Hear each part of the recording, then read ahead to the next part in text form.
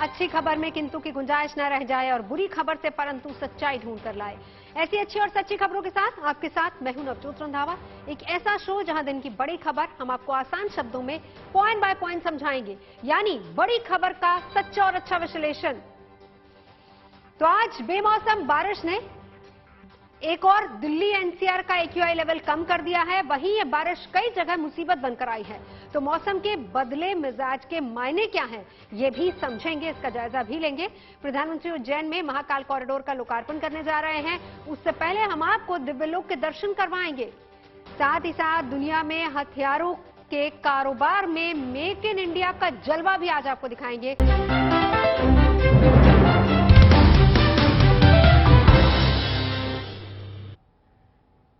तो अच्छी और सच्ची खबरों की शुरुआत करते हैं। सबसे पहले बात मौसम की कर लेते हैं। मॉनसून देश के कई इलाकों से विदाई ले चुका है, लेकिन पिछले कई दिनों से देश के कई राज्यों में बारिश का दौर लगातार जारी और ये थम नहीं रहा। मौसम विभाग ने अगले 48 घंटों के लिए फिर से अलर्ट जारी कर दिया है। यह अलर्ट उत्तर प्रदेश, बिहार, महाराष्ट्र समेत 9 राज्यों के लिए जारी किया गया है। उत्तर प्रदेश के तो 45 जिलों में तेज बारिश की चेतावनी है। मौसम विभाग की इस चेतावनी के बाद सरकारी एजेंसियों को अलर्ट पर रख दिया गया है। उधर देश की राजधानी दिल्ली में अक्टूबर महीने में बारिश ने बीते 15 साल का रिकॉर्ड तोड़ दिया है। 2007 के बाद पिछले 24 घंटे में सबसे ज्यादा बारिश दर्ज की गई है। इस बारिश की वजह से दिल्ली एनसीआर में तापमान में कमी दर्ज की जा रही है और इसके साथ ही हल्की ठंड का एहसास भी हो रहा है।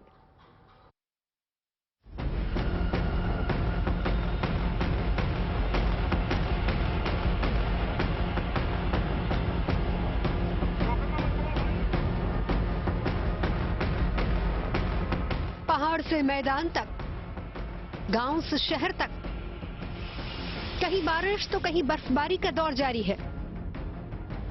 नदियां और नाले एक बार फिर से उफान पर हैं। लोग जान जोखिम में डालकर कहीं पुल पार कर रहे हैं तो कहीं रास्ते। मध्य प्रदेश के श्योपुर और उत्तराखंड के हल्द्वानी से आई ये 2 तस्वीरें लोगों की इसी बेबसी को बताने के लिए काफी हैं। श्योपुर में जहां लोगों से भरी एक बस पुलिया को पार करते वक्त हादसे का शिकार हो गई, तो वहीं हल्द्वानी में उफनते पहाड़ी नाले को पार करने की कोशिश में एक बाइक सवार की जान पर बन आई। हालांकि गनीमत रही कि इन दोनों ही घटनाओं में किसी की जान नहीं गई और वक्त रहते सभी को बचा लिया गया।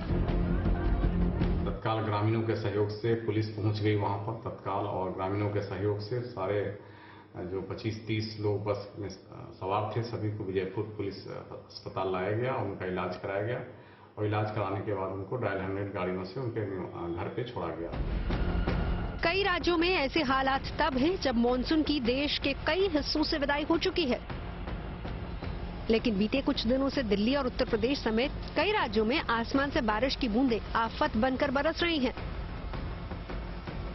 देश की राजधानी दिल्ली में बारिश ने अक्टूबर महीने में 15 साल का रिकॉर्ड तोड़ दिया है, तो वहीं तापमान में गिरावट की वजह से लोगों को हल्की ठंडक महसूस होने लगी है। पिछले 15 साल का रिकॉर्ड इस बार टूट गया है। 2007 में जितनी बारिश हुई थी अक्टूबर के महीने में उससे ज्यादा बारिश दर्ज की गई है। मौसम विभाग ने अगले 48 घंटे के लिए करीब 23 राज्यों को चेतावनी जारी करी है और कहा है कि वहां पर प्रशासन और सरकार लगातार जो है वो अलर्ट मोड पे रहे। भारी बारिश की संभावना वहां पर व्यक्त की गई है। इसके अलावा मौसम विभाग ने कहा है कि जिस तरीके से लगातार बारिश हो रही है, ये बारिश जो है वो मानसून की बारिश नहीं है। मानसून की बारिश सितंबर में खत्म हो गई थी। ऐसे में ये जो बारिश है वो पश्चिमी विक्षोभ की वजह से लगातार परेशानी का सबब बनी पड़ी है। मौसम विभाग का अनुमान है कि अगले कुछ दिनों तक बारिश का ये दौर इसी तरीके से जारी रह सकता है, जो काफी हद तक सही साबित होता दिखाई दे रहा है। तस्वीरें यूपी की राजधानी लखनऊ की हैं, जहां जोरदार बारिश देखने को मिली। कमोबेश ऐसे ही हालात अलीगढ़ और बलरामपुर में भी दिखाई पड़े। वहां सुबह सुबह बादल इस कदर बरसे कि शहर के कई हिस्सों में बाढ़ जैसे हालात बन गए। पार्किंग में खड़ी गाड़ियों के डूबने की नौबत आ गई। घरों और दुकानों में पानी भर गया। पानी से भरी सड़कों पर लोगों का चलना दूभर हो गया। सुबह सुबह रोजमर्रा के कामकाज के लिए घरों से निकले लोगों को जल भराव की समस्या से दो चार होना पड़ा। जगह जगह पानी है, मकान भी गिर रहे हैं, समझे। घरों में जल भरा हो ना? खूब खूब भर रहा है पानी साहब, गलियों में पानी, सड़कों में पानी, घरों में लोगों में पानी। क्या कहना चाहेंगे? दिक्कत है? दिक्कत, बहुत दिक्कत है। ये हमारे देखिए क्या हाल हो रहा है। बरसात से परेशान है, बिन मौसम बरसात है, बाजार में दुकानदारी है, व्यापारी परेशान है, इधर किसान परेशान है। यूपी के दूसरे जिलों जैसे बाराबंकी, अयोध्या और गोरखपुर में भी नदी किनारे बसे गांवों पर बाढ़ का खतरा मंडरा रहा है, क्योंकि नदियों के जलस्तर में लगातार बढ़ोतरी देखने को मिल रही है और इनका पानी सैकड़ों गांवों में घुस गया है। लोग जान बचाने के लिए सुरक्षित ठिकानों की तरफ जा रहे हैं। ऐसे हालात को देखते हुए प्रशासन को अलर्ट पर रखा गया है, जो लोगों तक नाव, राशन और टेंट जैसी जरूरी चीजें मुहैया करा रहा है। सभी जो हमारे जनपद गोरखपुर के तकरीबन 146 गांव ऐसे हैं जो लो फ्लड लेवल के ग्राम हैं, तो इन सभी ग्रामों में जिलाधिकारी महोदय के निर्देशानुसार मुनादी कराई जा रही है, ताकि यदि नदी का जलस्तर बढ़ता है तो सभी लोग ऊंचे स्थानों पर जो हमारे बाढ़ राहत शिविर बने हुए हैं और वहां पर पहुंचें और अपने जो जरूरी कागजात हैं, जो अपने संसाधन हैं, वे अपने सुरक्षित कर लें और वहां पर अपने बाढ़ शरणालयों में शरण लें। और लगातार टीमें जो हैं वो तटबंधों का निरीक्षण कर रही है। अभी इधर जो काफी हैवी रेनफॉल रहा है इन क्षेत्रों में, तो कुछ तटबंधों पे रेन कट्स भी हुए हैं, तो जिनको संबंधित जो हमारे 3 खंड हैं गोरखपुर में, पाणखंड, बाणखंड 2 और ड्रेनेज खंड, तो उनकी टीमें सभी जो रेन कट्स हैं उन पे उनको फिल कर रही है। और उधर पहाड़ी इलाकों की बात करें तो उत्तराखंड और हिमाचल प्रदेश के ऊंचाई वाले इलाकों में बारिश के साथ साथ बर्फबारी शुरू हो गई है।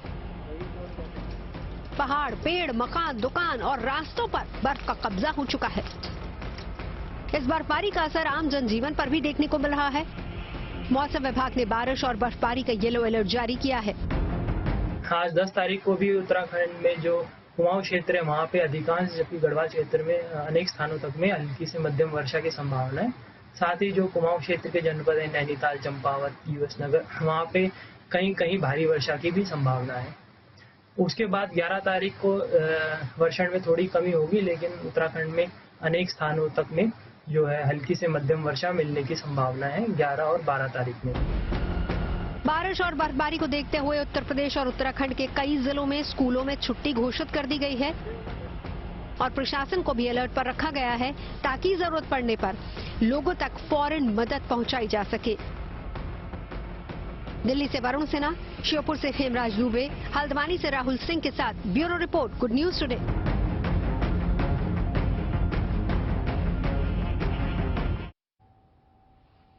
देश के कई राज्यों में हो रही इस बारिश के पीछे आखिर वजह क्या है, ये बता रहे हैं मौसम वैज्ञानिक आर.के. जनमनी।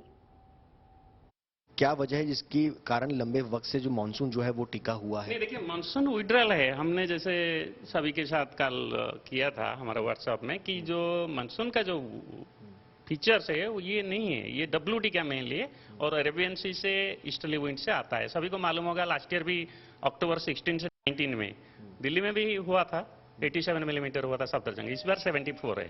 सो ये होता रहता है अक्टूबर में पोस्ट मानसून में, तो ये मेनली WD का रोल है और कभी कभी ऐसा होता है। ठीक है, मौसम कैसा रहने वाला है? जैसे मैंने बताया कि कल ऑनवर्ड यानी from 10th to 18 significant rain नहीं है और 11 से क्लियर मतलब मेनली सनलाइट मिलेगा। सर्दी का अगर कहा जाए तो आगाज अब शुरू हो चुका है सर दिल्ली? सर्दी का तो रहता है दिसंबर से एक्चुअली, लेकिन बिकॉज क्लाउडी स्काई रहता है और रुक रुक के रेन होता है तो टेम्परेचर लो रहता है दिन का, और जो WD जब आता है थोड़ा ठंड महसूस होता है, क्योंकि हम लोग जो है प्री विंटर पोस्ट मानसून में है तो ऐसा फील होता है, बट ऐसे कुछ इंडिकेशन नहीं है कि सर्दी पहले आएगा या लेट में आएगा। ठीक,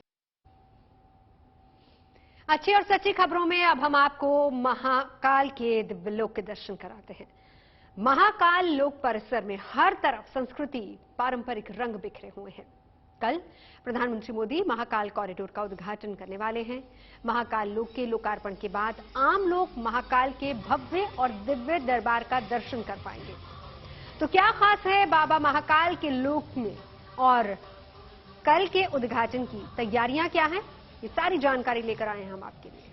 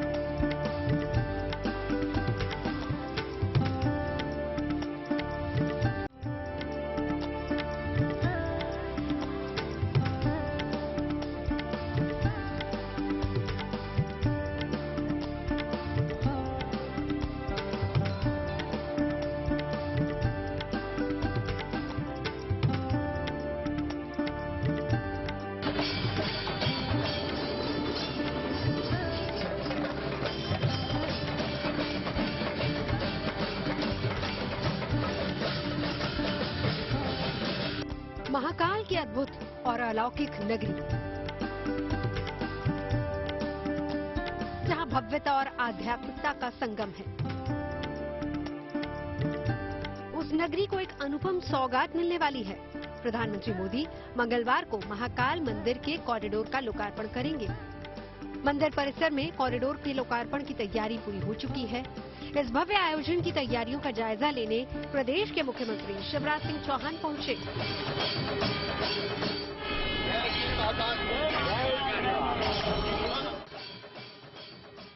जो सोचा था उससे कहीं बहुत उत्तम, अद्भुत, अकल्पनीय और एक ऐसा काम जो हमारी सांस्कृतिक अभ्युदय का काम है। भारत का सांस्कृतिक पुनरुत्थान हो रहा है। प्रधानमंत्री जी के नेतृत्व में पहले बाबा केदारनाथ, फिर काशी विश्वनाथ और अब ये एक अद्भुत रचना हुई है। पीएम के कार्यक्रम के दौरान ढोल नगाड़े बजेंगे, शंखनाद होगा और शहनाई गूंजेगी। इस दौरान पारंपरिक वेशभूषा में लोक कलाकार अपनी कला का प्रदर्शन करेंगे। काल भी उसका क्या बिगाड़े जो भक्त हो महाकाल का। महाकाल की नगरी उज्जैन में आपका स्वागत है और इस समय उज्जैन में दीपावली मनाई जा रही है। दीपावली को आने में भले ही अभी कुछ समय बाकी है, लेकिन अगर आप ये नजारा देखेंगे मेरे पीछे का, तो ये शानदार नजारा आपकी आंखों को सुकून देगा। ये देखिए, ये मुंडेर पर इलेक्ट्रॉनिक दीपक यहां पर जलाए गए हैं और लंबी कतार है। ये पूरा जितना लंबा स्ट्रेच आप देख रहे हैं, ये पूरा का पूरे स्ट्रेच पर इसी तरीके से दीपकों की कतार आपको नजर आएगी। सुंदर सजावट यहां पर की गई है। और केवल दीपक की ही बात हम क्यों करें, आप इसके पीछे पोल्स को भी देख सकते हैं जिनमें खूबसूरत गमले लगाए गए हैं। जो बिजली के पोल्स हैं वहां पर भी शानदार लाइटिंग की व्यवस्था की गई है। इन पोल्स को सजाया गया है, इन गमलों को लाइटिंग से सजाया गया है। और पीछे मैं कैमरामैन से कहूंगा कि मेरे पीछे का भी वो नजारा दिखाएं जो महाकाल लोक का नंदी द्वार है, वो शानदार लाइटिंग से इस समय जगमगा रहा है और इस समय वहां पर सांस्कृतिक कार्यक्रमों की रिहर्सल चल रही है।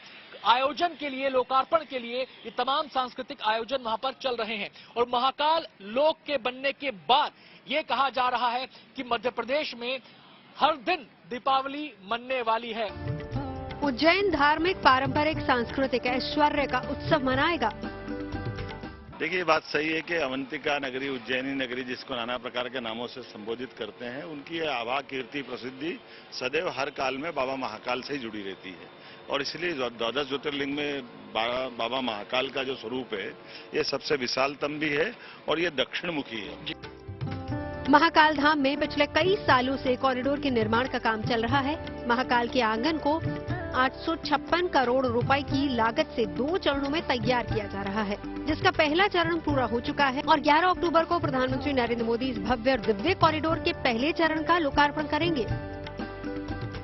महाकाल लोक के उद्घाटन का कार्यक्रम महाकाल की विशेष पूजा अर्चना के साथ शुरू होगा। पीएम मोदी सबसे पहले गर्भगृह में महाकाल की पूजा अर्चना करेंगे। उसके बाद महाकाल प्रोजेक्ट के नंदी द्वार पर लोकार्पण कार्यक्रम में शामिल होंगे और फिर कार्तिक मेला ग्राउंड में सांस्कृतिक कार्यक्रमों में भी शामिल होंगे। 11 अक्टूबर के बाद महाकाल का ये दिव्य दरबार सभी के लिए खुल जाएगा। महाकाल कॉरिडोर के कायाकल्प के बाद ये तीर्थ अब महाकाल लोक बन गया है। महाकाल कॉरिडोर 46.5 हेक्टेयर में बनाया जा रहा है। इस कॉरिडोर में प्रवेश करने के लिए 3 द्वार बनाए गए हैं। पहला नंदी द्वार, दूसरा पिनाकी द्वार और तीसरा द्वार है नीलकंठ। यानी इस दिव्य तीर्थ की यात्रा भगवान भोलेनाथ के प्रिय नंदी से शुरू होती है। महाकाल लोक में 384 मीटर लंबी एक वॉल भी बनाई गई है, जिस पर आकृतियां उकेरी गई हैं। इस वॉल पर शिव की 25 कथाओं को 52 आकृतियों में प्रदर्शित किया गया है। ये सभी महाकाल लोक के पहले चरण में है। अभी इसका दूसरा चरण पूरा होना बाकी है। महाकाल कॉरिडोर का पहला चरण काशी विश्वनाथ कॉरिडोर से 4 गुना बड़ा है। इसी से अंदाजा लगाया जा सकता है कि कॉरिडोर कितना भव्य है। जब दूसरे चरण का भी काम पूरा हो जाएगा तो कॉरिडोर काशी से 9 गुना बड़ा हो जाएगा। इस लोक की सबसे खास बात यह है कि श्रद्धालुओं को बिना भीड़ के महाकाल के सुविधाजनक दर्शन हो जाएंगे। और हर घंटे करीब 1 लाख श्रद्धालु बाबा के दर्शन करेंगे। महाकाल के इस लोक में घूमने और दर्शन के लिए करीब 4 से 5 घंटे का वक्त लगेगा। उज्जैन से आनंद भट्ट और रवीश पाल सिंह के साथ bureau report, good news today. Mahakal corridor मतलब शिव का अलौकिक संसार। महाकाल मंदिर परिसर के निर्माण में तकनीक के साथ ही प्रकृति को भी खास तरजीह दी गई है। महाकाल लोक कॉरिडोर में ग्रीन बेल्ट तैयार की गई है। नंदी द्वार से लेकर शिव स्तंभ तक इस परिसर का कोना कोना बेहद खास और विशेष है। महाकाल लोक की सुरक्षा व्यवस्था कैसी है, देखिए मेरे सहयोगी अनंत भट्ट की ये रिपोर्ट। तो महाकाल की नगरी उज्जैन में इस समय उत्सव का माहौल है, और उत्सव का माहौल इसलिए है क्योंकि महाकाल लोक का लोकार्पण होने जा रहा है और खुद पीएम मोदी इसका लोकार्पण करने के लिए आ रहे हैं। दिव्य है, भव्य है महाकाल लोक, और जितना बड़ा महाकाल लोक है उतने ही बड़े पैमाने पर इसके लोकार्पण की तैयारी चल रही है। जब खुद पीएम मोदी लोकार्पण करने के लिए आ रहे हैं तो जाहिर सी बात है इंतजामात भी बड़े होंगे, क्योंकि आयोजन भी बहुत बड़ा है। कई सांस्कृतिक कार्यक्रम यहां पर होने जा रहे हैं इस लोकार्पण के मौके पर। सबसे पहले हम बात करें, जब पीएम मोदी की मूवमेंट हो रही है तो सुरक्षा की दृष्टि से हम बात कर लेते हैं। सुरक्षा की दृष्टि से चप्पे चप्पे पर सुरक्षाकर्मी तैनात किए गए हैं। पूरे इलाके को बैरिकेड से पाट दिया गया है। एक तरीके से उज्जैन के अलग अलग गलियों में, सड़कों पर आपको ऐसी बैरिकेडिंग दिख जाएगी। भारी संख्या में पुलिस बल, सुरक्षाकर्मी आपको तैनात दिख जाएंगे। आपको बताएं कि न केवल उज्जैन की पुलिस सुरक्षा में तैनात है, बल्कि आसपास के जितने जिले हैं वहां से भी भारी संख्या में पुलिस बल को तैनात किया गया है। लगातार यहां पर सुरक्षा ड्रिल्स चल रही हैं। कोशिश यही है कि किसी किस्म की कोई विघ्न, बाधा इस आयोजन में ना आ पाए। ड्रोन्स की यहां पर पाबंदी लगा दी गई है। इसके अलावा बम स्क्वाड, डॉग स्क्वाड भी पूरी तरह से मुस्तैद हैं, और कोशिश यही है कि किसी किस्म की कोई बाधा इस पूरे के पूरे आयोजन में ना आ पाए। अब इंतजार पीएम मोदी के आने का है, जिससे कि वो इस पूरे महाकाल लोक का लोकार्पण कर सके और लोगों के लिए इस महाकाल लोक को खोला जा सके। और इससे बड़ा शुभ समाचार न केवल उज्जैन नगरी के वासियों के लिए बल्कि पूरे मध्य प्रदेश के लिए और भोले के भक्तों के लिए हो नहीं सकता। कैमरामैन आलोक दास के साथ Anant Bhatt, good news today, Ujjain. देश भर के 12 ज्योतिर्लिंगों में उज्जैन का महाकाल मंदिर अकेला दक्षिणमुखी ज्योतिर्लिंग है, और इस ज्योतिर्लिंग को देश ही नहीं बल्कि दुनिया में भव्य बनाने के लिए महाकाल परिसर का विस्तार किया जा रहा है। देश में धार्मिक पर्यटन को बढ़ावा देने की कोशिश हो रही है, और ऐसा माना जा रहा है कि मंदिरों, शक्तिपीठों और तीर्थ स्थलों के कायाकल्प के जरिए सैलानियों की संख्या में इजाफा जरूर देखा जाएगा। और यही वजह है कि महाकाल कॉरिडोर से पहले अयोध्या, काशी, केदारनाथ, विंध्याचल धाम, जगन्नाथपुरी, सोमनाथ जैसे बड़े धार्मिक स्थलों का कायाकल्प किया जा रहा है, और कुछ का हो भी चुका है। सरकार की कोशिश यह है कि धार्मिक स्थलों का न सिर्फ कायाकल्प किया जाए, इन प्राचीन सांस्कृतिक विरासतों का जीर्णोद्धार कर पर्यटन की संभावनाओं को बढ़ाया जाए, ताकि स्थानीय लोगों को रोजगार के अवसर मिल सके और देश का भी विकास हो सके। महाकाल कॉरिडोर की अगर हम बात करें तो विस्तार के बाद ये काशी विश्वनाथ कॉरिडोर से 4 गुना बड़ा हो जाएगा। महाकाल कॉरिडोर उज्जैन विकास का केंद्र बनने जा रहा है, और सबसे बड़ी संभावना पर्यटन क्षेत्र में है, जिससे प्रदेश की अर्थव्यवस्था पर इसका काफी असर देखने को मिलेगा। पर्यटन अधिकारियों का मानना है कि महाकाल कॉरिडोर के बनने से सामान्य दिनों में हालांकि 20 से 25 हजार श्रद्धालु ही या फिर कहें कि पर्यटक शहर में आते हैं, लेकिन ये कहा जा रहा है कि इस कॉरिडोर के बनने के बाद ये आंकड़ा बढ़कर 50 से 60 हजार तक पहुंचने वाला है। कॉरिडोर में 30 करोड़ की लागत से लाइट एंड साउंड शो की शुरुआत हो रही है, जिसकी वजह से यात्री कॉरिडोर में महाकाल के दर्शन के अलावा समय बिताना चाहेंगे। इसके अलावा महाकाल कॉरिडोर में देश का पहला नाइट गार्डन भी बनाया जा रहा है। यहां भगवान शिव, शक्ति और अन्य धार्मिक घटनाओं से जुड़ी करीब 200 मूर्तियां स्थापित की गई हैं। महाकाल कॉरिडोर धार्मिक पर्यटन के लिहाज से मध्य प्रदेश का नया पर्यटन केंद्र बनेगा, और इसे ऐसे हम समझ सकते हैं कि काशी विश्वनाथ कॉरिडोर की वजह से बनारस के पर्यटन उद्योग में काफी उछाल देखा जा रहा है। काशी विश्वनाथ कॉरिडोर से न केवल धार्मिक पर्यटन बल्कि कॉर्पोरेट टूरिज्म में भी इजाफा हुआ है। कॉरिडोर के उद्घाटन के बाद से ही काशी में धार्मिक पर्यटन तेजी से बढ़ा है। 2019-20 में ही काशी में वार्षिक रूप से धार्मिक पर्यटकों का आगमन 65 से 70 लाख था, लेकिन पिछले कुछ महीनों की अगर बात करें तो रिकॉर्ड देखते हुए अधिकारियों का कहना यह है कि सालाना 1 से 1.5 करोड़ पर्यटक बनारस पहुंच रहे हैं। जाहिर है कि महाकाल कॉरिडोर काशी से 4 गुना बड़ा है, जिससे माना ये जा रहा है कि महाकाल लोक के लोकार्पण के बाद उज्जैन आने वाले दर्शनार्थियों की संख्या दोगुनी होने वाली है। पर्यटक महाकाल की नगरी का रुख करेंगे। अगले 2 महीनों के लिए उज्जैन के होटल्स में बुकिंग हो चुकी है। आम दिनों से ज्यादा पर्यटक यहां पर आने वाले हैं। महाकाल कॉरिडोर धार्मिक पर्यटन के लिहाज से मध्य प्रदेश का पर्यटन केंद्र बनने वाला है। कैसे पूरा होगा प्रदेश सरकार का ये सपना, ये जानने के लिए हमारे संवाददाता आनंद भट्ट ने प्रदेश पर्यटन मंत्री उषा ठाकुर से बात की। मध्य प्रदेश को हिंदुस्तान का दिल कहा जाता है। टूरिज्म के नजरिए से अगर हम देखें तो मध्य प्रदेश एक प्रकार से केंद्र है। पर्यटन के नजरिए से भी हिंदुस्तान के अंदर देश दुनिया से लोग यहां पर आते हैं, लेकिन कोरोना काल की वजह से पर्यटन उद्योग को खासा धक्का लगा था, जिसको उस धक्के से उबारने की कोशिशें हो रही हैं। और इसी कोशिशों के बीच महाकाल लोक का लोकार्पण होने जा रहा है। ये माना जा रहा है कि पर्यटन के नजरिए से महाकाल लोक एक नया मोड़ लाने वाला है पर्यटन उद्योग के लिए मध्य प्रदेश के अंदर। और वो इसलिए कहा जा रहा है कि अगर मौजूदा समय की बात करें तो ये कहा जाता है कि सामान्य दिनों में हर दिन 25 से 30 हजार लोग पर्यटक महाकाल का दर्शन करने के लिए आते हैं। इसके अलावा जो बात करें अन्य पर्यटन स्थलों की जो आसपास लगते हैं, मालवांचल में उज्जैन के आसपास जो लगते हैं, वहां पर 10 से 15 हजार लोग आते हैं। इस समय हमारे साथ प्रदेश की पर्यटन मंत्री उषा ठाकुर जी मौजूद हैं, उनसे हम बातचीत करते हैं। मैम, महाकाल लोक को लेकर लोग काफी उत्साहित हैं। एक तरफ भक्ति भावना और एक तरफ पर्यटन के नजरिए से भी इसको महत्वपूर्ण माना जा रहा है। जी, आध्यात्मिक नगरी है, भूत भावन बाबा महाकाल की ये नगरी, और मध्य प्रदेश का सौभाग्य है कि कल हमारे राष्ट्र नायक महाकाल लोक का लोकार्पण करने और बाबा महाकाल से आशीर्वाद लेने पधार रहे हैं।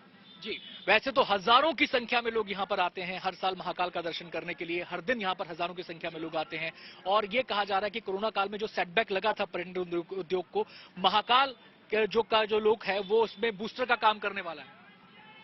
इसमें कोई दो मत नहीं। आप देख रहे हैं कि हर आयु वर्ग का व्यक्ति अभी ये संकल्प किया हुआ कि मैं कैसे उज्जैन पहुंचूं। जब भक्तों की, पर्यटकों की संख्या बढ़ती है तो निश्चित रूप से यहाँ पे रोजगार, कामकाज सब बढ़ेंगे और उज्जैन की लोगों को रोजगार में वृद्धि होगी। महाकाल लोक बनने के बाद आप क्या देख रही हैं? ये कहा जा रहा है कि एक सर्किट के तौर पर जो आसपास के इलाके हैं, इंदौर है, मांडू है, महेश्वर है, ओंकारेश्वर है, इनको शामिल करके एक सर्किट के तौर पर विकसित किया जाएगा, जिससे कि प्रदेश एक पर्यटन राजधानी के रूप में भी उभर सके। जी, पर्यटन विभाग ने, हमने पहले ये तय किया था कि ओंकार सर्किट, जो भगवान महाकाल बाबा का दर्शन करने आएगा वो यहाँ से चले ओंकारेश्वर, क्योंकि ये दोनों मध्य प्रदेश में हमारे ज्योतिर्लिंग हैं, उनका दर्शन करेंगे। ओंकारेश्वर का दर्शन करके महेश्वर में हम देखते हैं कि त्रेता युग का राजराजेश्वर महादेव विराजे हुए, उनके दर्शन करके आदमी निकले। धामनोद से होता हुआ जाना पाओ, जो भगवान परशुराम की जन्मस्थली है, माँ रेणुका, जहाँ जड़ी बूटियों से मानव मात्र का स्वास्थ्य ठीक करते थे, वहां से होते हुए आदमी फिर इंदौर एयरपोर्ट से बाहर की तरफ जा सकता है। ऐसा ओंकार सर्किट हमने तैयार किया और निश्चित रूप से हमारे पास मध्य प्रदेश ऐतिहासिक दृष्टि से, पुरातात्विक दृष्टि से, आध्यात्मिक दृष्टि से बहुत ही समृद्ध है और ऐसे छोटे छोटे सर्किट बनाकर हम लोग पर्यटन को विस्तार देना चाहते हैं। बहुत बहुत शुक्रिया उषा जी हमसे बातचीत करने के लिए। तो मध्य प्रदेश की पर्यटन मंत्री उषा ठाकुर जी हमारे साथ मौजूद थी। उनका कहना यह है कि महाकाल लोक बनने के बाद एक बड़ा परिवर्तन देखने को मिलेगा और ये परिवर्तन न केवल धार्मिक दृष्टि से होगा बल्कि पर्यटन के नजरिए से भी दिखाई देगा मध्य प्रदेश में। कैमरामैन आलोक दास के साथ Anant Bhatt, good news today, Ujjain. आगे बढ़ते हैं, अगली गुड न्यूज आपको देते हैं। रक्षा उपकरण और हथियारों के मोर्चे पर भारत का स्वदेशी मिशन तेजी से आगे बढ़ रहा है। रक्षा क्षेत्र में आत्मनिर्भर मिशन का असर अब दिखने भी लगा है। भारत की गिनती अब बड़े हथियार उत्पादकों में होने लगी है। सीप्री की रिपोर्ट में यह कहा गया है कि भारत एशिया पैसिफिक देशों में हथियार उत्पादन में चौथे नंबर पर है। इस खबर को मेक इन इंडिया योजना की सफलता के तौर पर देखा जा रहा है।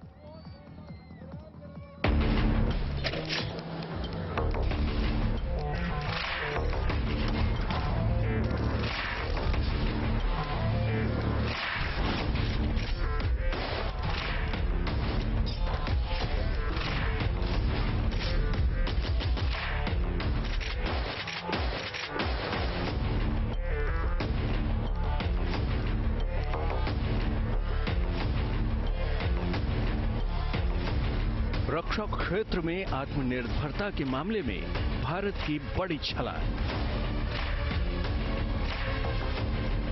एशिया पैसिफिक क्षेत्र में बनाया अहम मुकाम। हथियार उत्पादन में हासिल किया चौथा स्थान।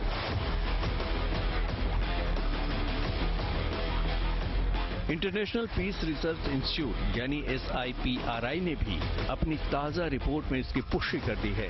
रिपोर्ट में रक्षा उत्पादन में आत्मनिर्भरता के मामले में हिंदुस्तान को एशिया पैसिफिक रीजन में चौथा स्थान दिया गया है, जो भारत के लिए बड़ी उपलब्धि है।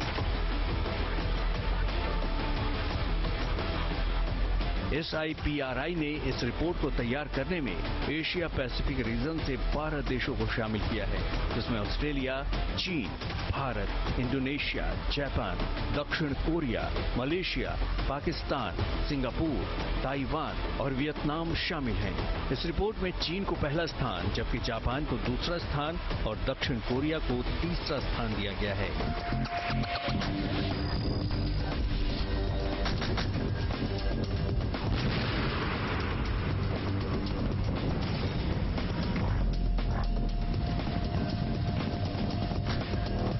SIPRI ने जो रिपोर्ट जारी की है वो 2016 से 2020 तक के डेटा के आधार पर तैयार की गई है, जबकि भारत ने आत्मनिर्भरता के मामले में पिछले 2 से 3 साल में ही शानदार प्रगति की है। ऐसे में चौथे स्थान पर काबिज भारत भविष्य में होने वाले दूसरे सर्वेज में बढ़त बना सकता है।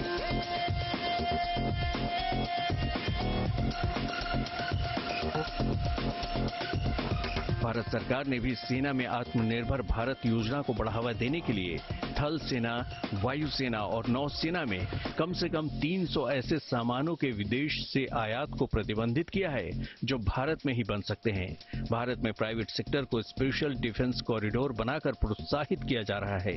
उत्तर प्रदेश और तमिलनाडु में स्थापित डिफेंस कॉरिडोर में प्राइवेट सेक्टर की कंपनियां हथियार और सैन्य तकनीक का निर्माण करेंगी।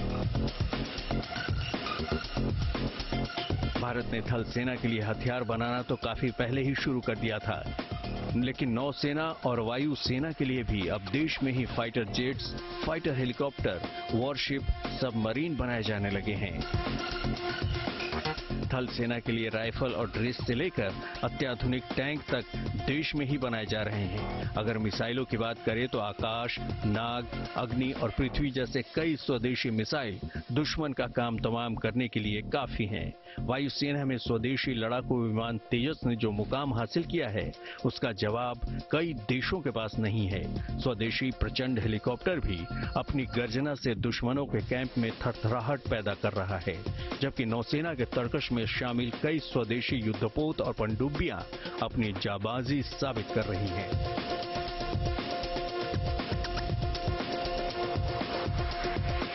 भारत सरकार ने हाल ही में रक्षा क्षेत्र में आत्मनिर्भरता हासिल करने के लिए कई दूरगामी कदम उठाए हैं, लेकिन उससे पहले ही भारत अपनी सेना के लिए कई हथियारों का निर्माण करता रहा है। यही नहीं, आज हिंदुस्तान कई हथियारों के मामले में सिर्फ अपनी ही जरूरतें नहीं पूरी कर रहा, बल्कि करीब 42 देशों को हथियारों का निर्यात भी कर रहा है, जिसमें कई बड़े देश भी शामिल हैं। कतर, लेबनान, इराक, इक्वाडोर और जापान जैसे देशों को भारत बॉडी प्रोटेक्टिंग उपकरण निर्यात कर रहा है, तो फिलीपींस को ब्रह्मोस मिसाइल निर्यात करने का सौदा हो चुका है। मलेशिया ने 18 तेजस विमानों का ऑर्डर दिया है। इसके अलावा अर्जेंटीना, इजिप्ट और फिलीपींस भी तेजस विमान खरीदने की इच्छा जाहिर कर चुके हैं। यही नहीं, भारत को मिसाइल, रॉकेट और गोला बारूद के लिए आर्मेनिया से $245 मिलियन का ऑर्डर मिला है। सरकारी रक्षा कंपनियों को वित्तीय वर्ष 2023 तक अपने कुल राजस्व का 25% हिस्सा निर्यात के जरिए प्राप्त करने का लक्ष्य निर्धारित किया गया है। भारत फिलहाल सालाना करीब 17,000 करोड़ रुपए की रक्षा सामग्री का निर्यात कर रहा है। केंद्र सरकार ने अगले 4 साल में रक्षा निर्यात को 2 गुना से ज्यादा करने का लक्ष्य रखा है। यही नहीं, 2030 तक रक्षा उद्योग में भारत को बड़ा प्लेयर बनकर उभारने का प्लान सरकार ने बनाया है। दिल्ली से अभिषेक भल्ला के साथ bureau report, good news today.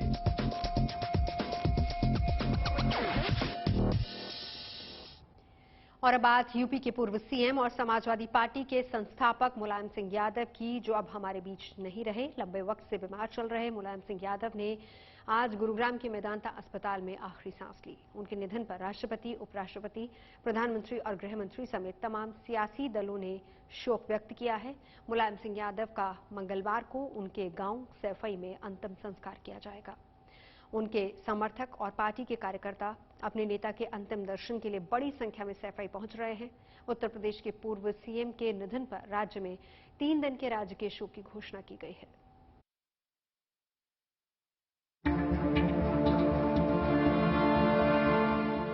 जब संकल्प करते हैं न अन्याय करेंगे, अन्याय होने देंगे।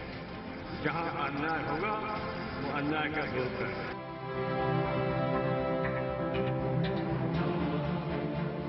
अखाड़े की पहलवानी हो या सियासत का दंगल, हर मैदान, हर मोर्चे पर अपना परचम लहराने वाले मुलायम सिंह यादव नहीं रहे।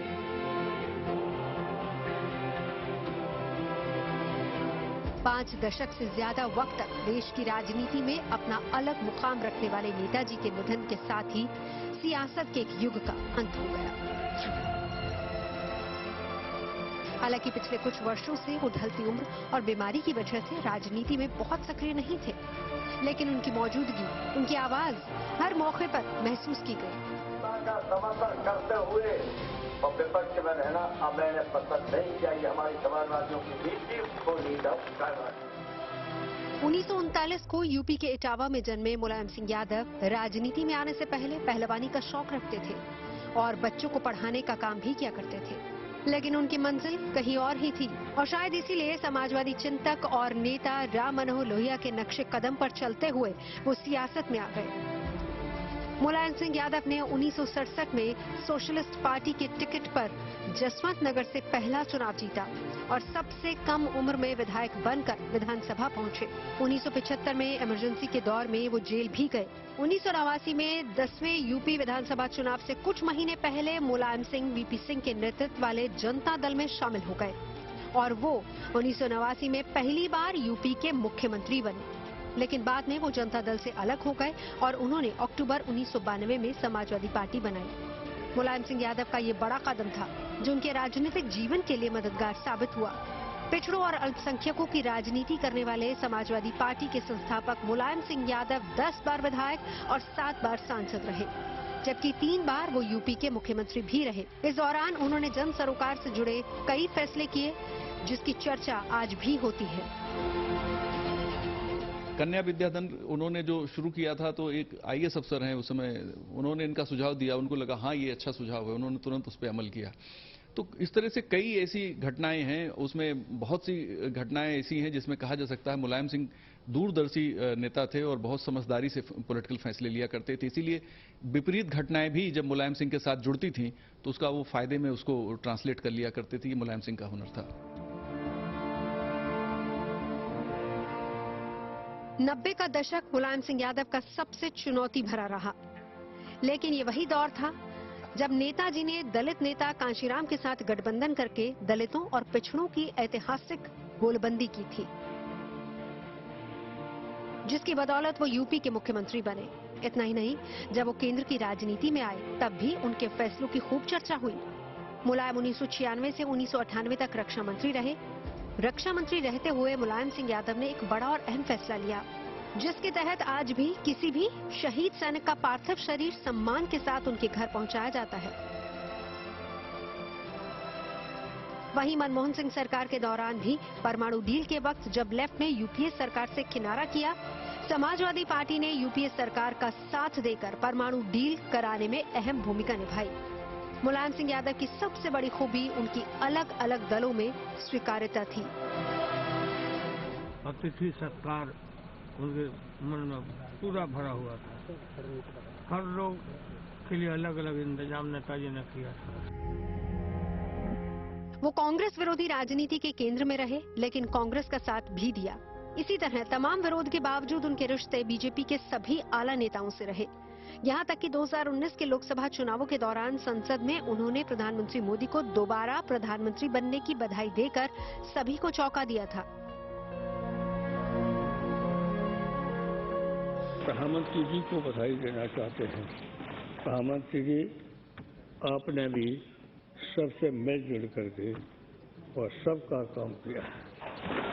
ये सही है कि हम जब मिले किसी काम के लिए कहा तो आपने उसी पर ऑर्डर किया करता हूँ कि प्रधानमंत्री जी ने सबको लेके चलने का पूरा प्रयास किया। तो आपने जिस तरह भगवान को मेरी कामना है कि जितने माननीय सदस्य हैं दोबारा फिर जीत गया। ये हमारी इच्छा है। तो ये और तो ये भी चाहता हूँ, हम ये इच्छा इतना बहुमत नहीं आ सकते हैं। प्रधानमंत्री जी आप फिर बने प्रधानमंत्री।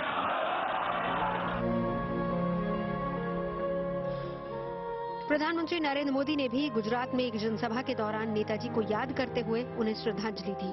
मुझे याद है उस दिन मुलायम सिंह जी का वो आशीर्वाद,